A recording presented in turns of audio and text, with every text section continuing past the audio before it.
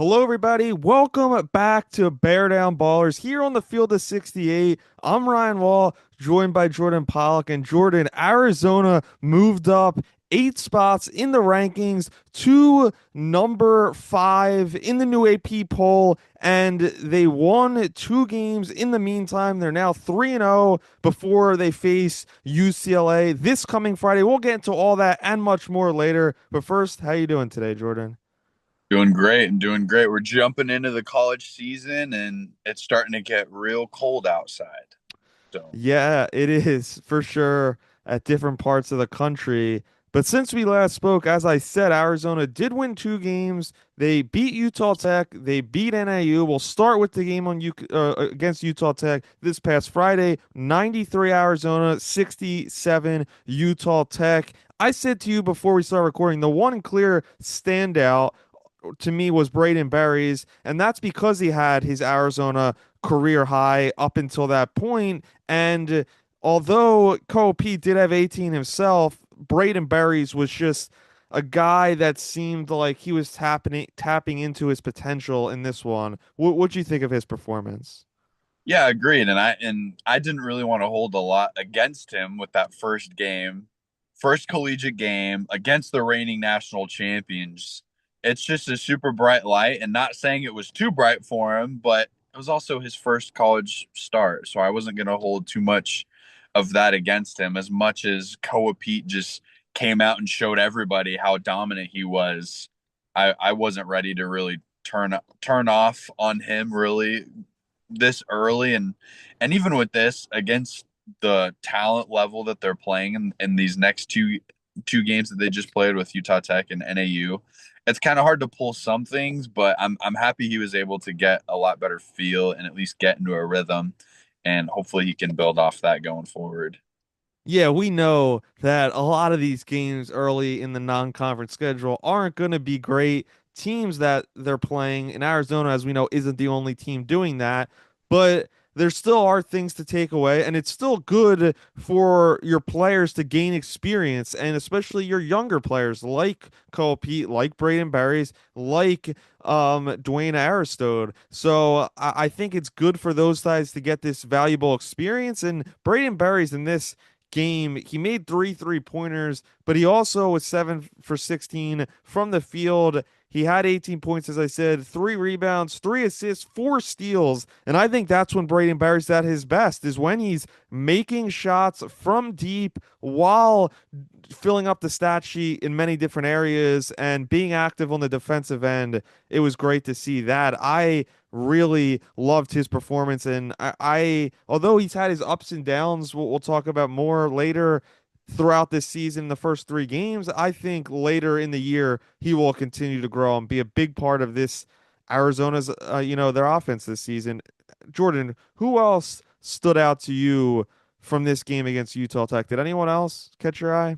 Again, I want to go back to Kobe, the freshman, and how much I was expecting this freshman team to really kind of steerhead how good this Arizona team was going to be, and they haven't let me down so far. So I'm curious to see, especially when we get into some of these bigger non-conference power matchups, how they continue to develop as the season goes on.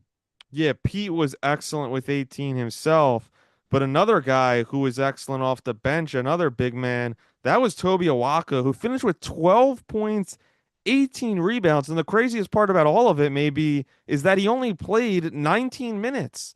That is just an unbelievable stat line in just 19 minutes of action. Seemed like he had 10 boards in the first couple minutes of the game. He was just dominating the glass in this one. Great to see him play like that. And I think throughout all of the games, he's really brought that toughness factor that Arizona has needed when they have a lot of freshmen. He's brought that veteran presence, and I think he's been excellent for Arizona so far. Definitely, and especially like we're saying against these lower mid-major kind of teams, it's like, well, the size is a component. The guy still averaged over 7 rebounds a game last year in the Big 12, one of the most physical conferences in the country. And so to think that this guy's just doing it against teams that are smaller and less physical is laughable. But again, the stat is laughable to begin with. He has more rebound, at least more than one rebound per minute. That's an absurd stat line to me. Yeah, that is. And it's crazy to see him perform at this level. And he's almost performing better.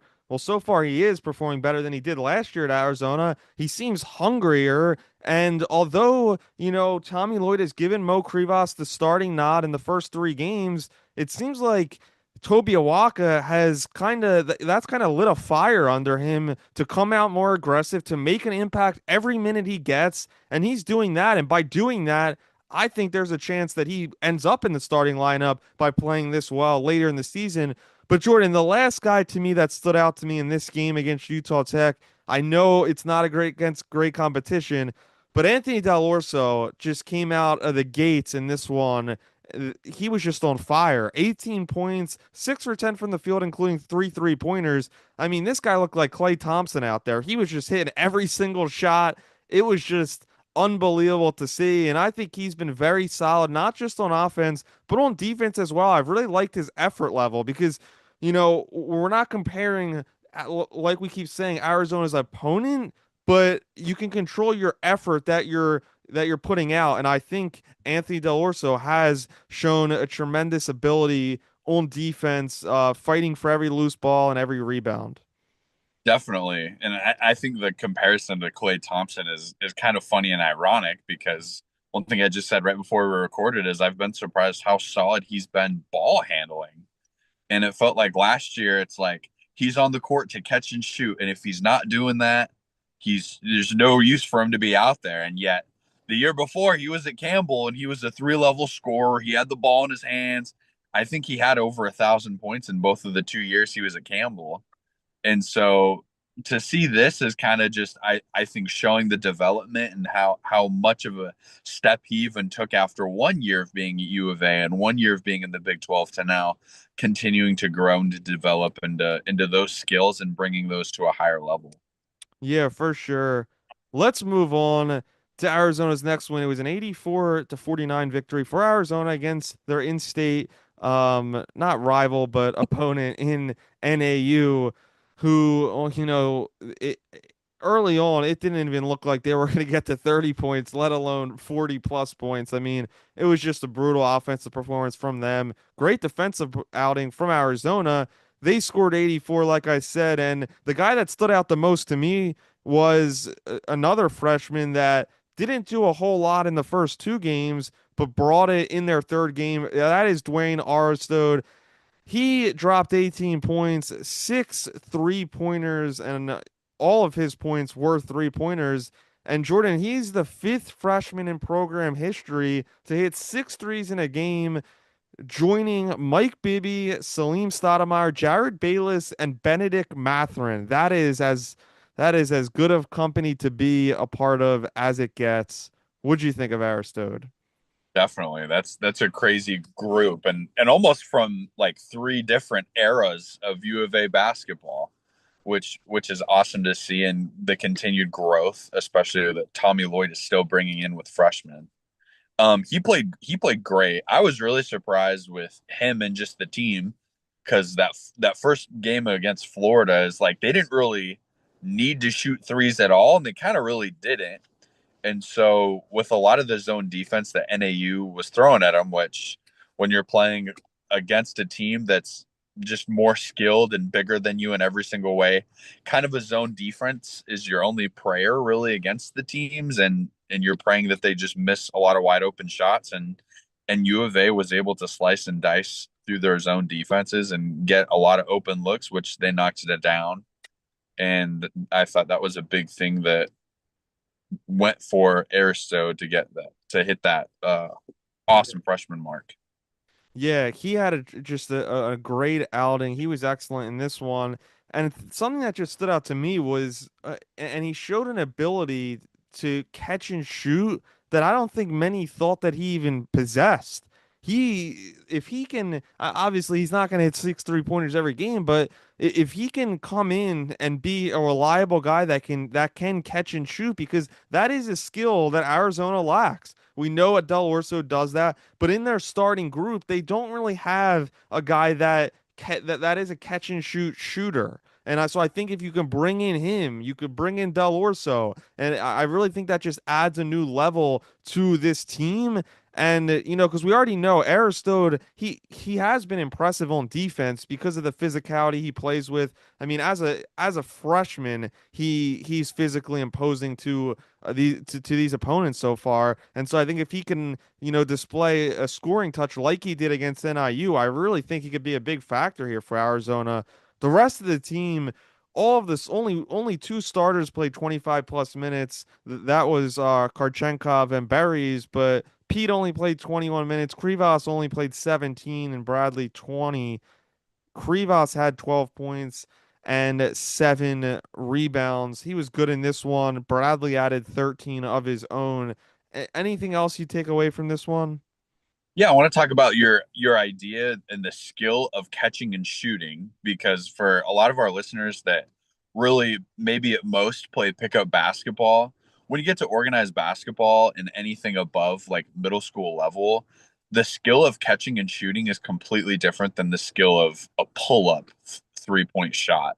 And I know there was even one possession where I noticed Del Orso had the ball in the wing and was like wide open. He outlet passed it when he was already past the half court line to I think Bradley at some point in the early of the Mhm. second half, and Bradley gave it right back to him so he could get no rhythm, get his feet lined up, catch it, and shoot it. And so those two different kinds of shots are so different and can get so technical. And you threw his name out earlier. Klay Thompson has been a master of the catch and shoot three. Game five was at 2016 against the OKC Thunder. He was known for having like 30 some points in the third quarter. And you took like 6 dribbles. So the idea of catching and shooting is so different than just pulling up and shooting. And for some guys, it's literally physically harder for them to shoot the ball off the dribble compared to catching and shooting, and vice versa. And Yeah. so, especially when you're playing teams that have a zone defense that want you to dribble the ball into their double teams, but they give up catch and shoot threes and catch and shoot wing shots and elbow shots. That is a super hard skill for a lot of guys to possess because they have to catch it, and in the same rhythm they have to get it up. No, And yeah, so yeah, no, and I agree with that. I was just gonna say is that it's so much harder, when you're dribbling to get into that motion rather than when definitely you could just already get ready. You could already be ready by the time the ball gets to you. So I think that is a great skill, like I said, for Arizona to have because Barry's isn't known as a catch and shoot guy. Neither is Bradley. So I think that element is needed because Arizona proved they could beat Florida without shooting 3 pointers.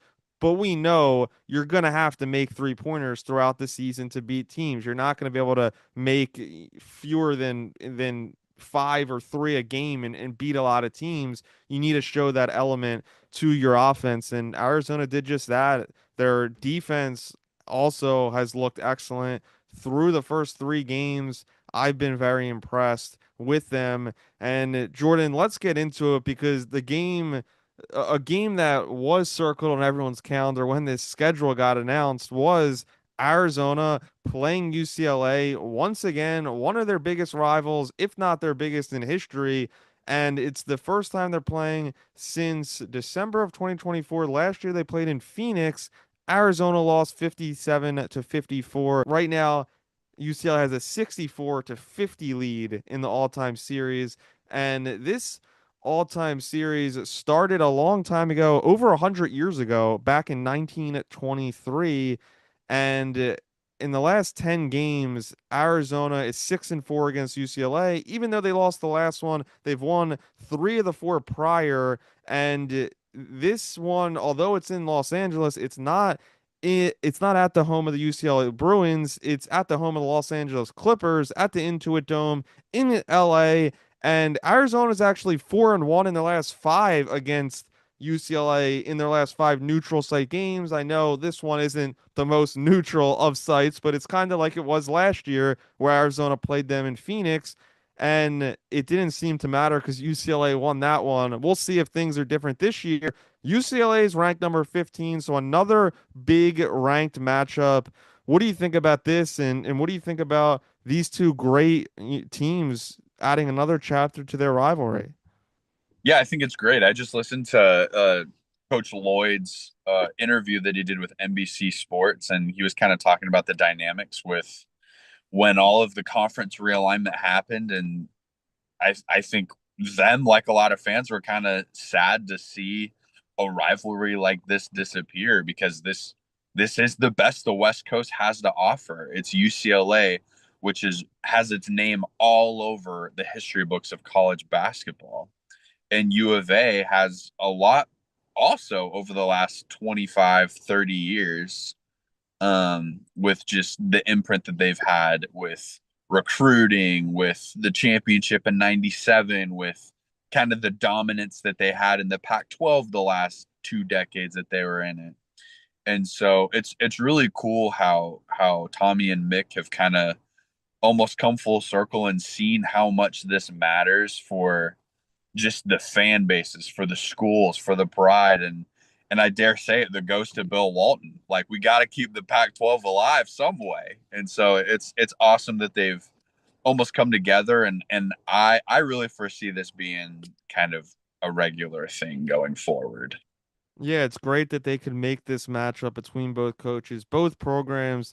One of my favorite games of the year for Arizona when they were back in the Pac-12 and during their Pac-12 era when they both were in the Pac, it was these two teams that was like the marquee game every time they played, whether it was in Arizona, at UCLA, wherever they played. Vegas, Yeah, yep. Vegas at the Pac-12 tournaments. They've had many classics there. These two teams, these two brands, Arizona, UCLA, two elite coaches. It really just doesn't get better than this. And this year, UCLA added a key player in the portal, and he's leading them this year in scoring at 16 and a half per game in their first two that he's played in. He missed one, and that's Donovan Dent, the star guard from New Mexico. He is just electric at scoring the ball, getting to the basket. Unbelievable. They also return Tyler Billadell, who is averaging 16.3 a game. And also on the portal they added Xavier Booker. They returned Sky Clark, a very another very talented guard. I think this UCLA team is good, but I just don't think they're going to be able to keep up with Arizona, especially their big men. I just think are going to destroy this UCLA front court. I just think that when you look at basically the trio that Arizona now has with Koa Pete, with Mo Krivas, and like I said before, Toby Awaka, who's become a force as well, I just think that Arizona is going to beat them down low. And I also think that I just don't think UCLA is going to have enough scoring wise. UCLA, they beat Eastern Washington, Pepperdine, West Georgia, three, teams that aren't very good, but their first two wins were only by 6 and 11 points. So they weren't blowing teams out like Arizona was, and they've only scored 80 plus in two of the three games. They're coming off a game where they scored 83. I just don't think they're going to be able to keep up throughout 40 minutes without this Wildcat team. What do you think about this matchup? Yeah, I agree. I think so far it's hard to see many weaknesses that this U of A team really has. Like, they have got so many different lineups they can play. They can play big, they can play small, they can put guards, super aggressive guards. They can get some good wing players out there. Now they got shooters. Like, I think so far until I see it, I think it's just hard to prepare. Like, I don't really know what you stop. I think probably like you said, the best thing is try to keep Arizona off the glass. Try to give yourself second chance on the offense, and really just try to send everybody that you can on the defensive glass and even on the offensive glass as much as you can. Yeah, I think that is what you would look for. But I think, as I keep saying, Arizona has so many different ways to beat you. They're not super reliant on their big men. They're not super reliant on their guards, but they just have enough good talent that each game they're going to have multiple players show up. And whether that's Jaden Bradley, Braden Berries, Anthony Del Orso, Mo Krivas, or Koa Pete, a couple of those guys are going to put together big performances. And yeah, I just think this team is really good. And I just and I believe this team's going to keep getting better with big matchups like a UCLA. And I know they're in California, but as we know, Arizona fans travel very well to anywhere, but let alone California. There's a lot of fans that live in California, and I think a lot of people from Tucson will be traveling to this one. What do you think the crowd's going to look like in this one? Yeah, definitely. I don't know what the Lakers road trips are looking like, but I expect to see DeAndre Clippers. Ayton, LeBron James, like they should be there.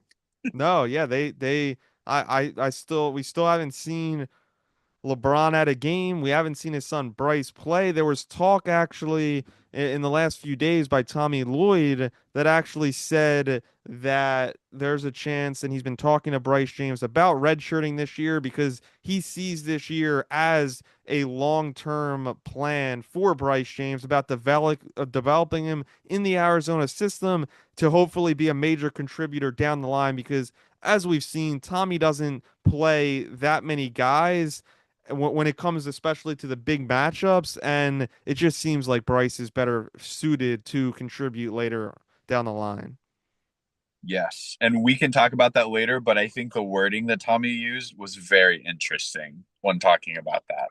But I expect this crowd to be really good. Like you said, Arizona travels really well. I don't think it'll be 50-50, but if it was like 60-40, 35, I literally said 60-40 55, like yesterday when I was thinking about this. 60-40 is what I had it at.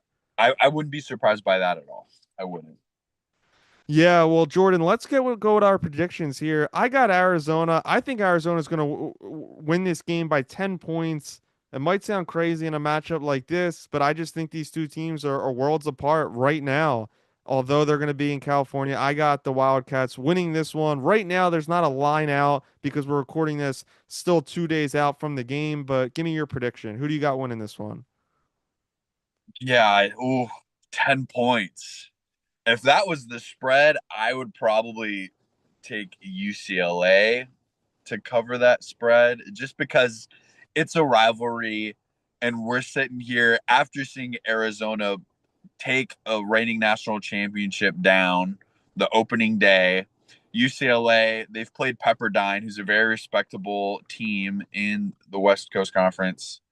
Um, though it's the rivalry. I think I still see U of A winning, but I think it's probably a lot closer. I'll set it at 4. I think they'll win by 4. Sounds good. Yeah, I could see it being closer, but I just think Arizona's going to pull away here in the second half, especially in the last couple minutes. But Jordan, before we go, there's something else I wanted to touch on, and that is that Arizona added and Tommy Lloyd added their first recruit of the 2026 class. They added Cameron Holmes, who is a shooting guard out of Millennium, out of Goodyear, Arizona. They keep a guy in state, and via On3, I see him. They have him ranked as the 33rd best player in this recruiting class as a four-star guard. I saw some clips of him this week and some of his game footage. This guy looks just electric. He's athletic. He has a nice jump shot. He just has such a smooth game, and I think this guy could be a difference maker in year one next season. Yeah, I think it's awesome to bring another Arizona guy. I think just to sit and see how many great players that we can get from the Phoenix area is just kind of mind blowing to me, especially how big of a brand that U of A and Arizona basketball is throughout the entire country. And yet we can still pull local guys and they're still like great 5 stars, 4 stars. It's kind of insane how much the recruiting ground in Arizona's backdoor is. And they still got another guy from St. Mary's who you sent me Mm-hmm. is Yep. close to committing. Yeah, I was So, just gonna get into him. Cam Williams, another yep. Cam. This guy is a big man. He's 6'11". He's from Phoenix, Arizona, St. Mary's, like you said. He's ranked as the eighth best guy in the whole class, 5-star. And I see On3 and Rivals have the prediction percentage as 21% that he's gonna commit to Arizona over USC. at 18% with the second highest amount. So if Tommy Lloyd in the span of a week could add two top 30, top 35 players and a top 10 player in Cam Williams, that would be just an unbelievable stretch, especially when you look at the last 2 years. Tommy Lloyd before that didn't get that many high level prospects in his first few years at Arizona, but now he's starting to bring these top guys in, and we'll see where Cam Williams goes. I believe he's going to commit this coming Friday, so we'll break down where he commits in our next episode next week. But Jordan, any other final thoughts that you have about either the recruiting or Arizona's game against UCLA coming up on Friday? I just think it's interesting how different it feels like every year recruiting roster assembly is, especially this early in the cycle when Tommy has, I'm sure, ideas, but like you never know like what your roster can look like going into the next year. Like we thought KJ Lewis was going to be back in March and or he was going to go to the NBA and nope, he transfers across the country. And same with Henry Vasar. It's like, oh, like there's offers, like we think we're going to be able to lock him down. Nope, he's going to go to North Carolina, who looks amazing. Yep. Henry Vasar looked fabulous against Kansas, and so it'll be a lot of fun watching him going forward. But you just have no idea what your roster can look. So I think it's really intriguing how early he's trying to get commits and already slowly start to line up his roster. Yeah, So no, I think the most important thing, and maybe this is how he's looking at it, is you just got to gather the most amount of talent that you can get. And especially if you have guys in state, we know this with recruiting. If you have high level guys in your state, you got to get them to come to to come to the biggest program in the state, and that is the Arizona Wildcats basketball program. So hopefully Arizona could get Cam Williams later this week. But Jordan, that's all we have time for today. I'm Ryan Wall. Thanks everybody for tuning in. We'll see you next week with a recap of the game against UCLA.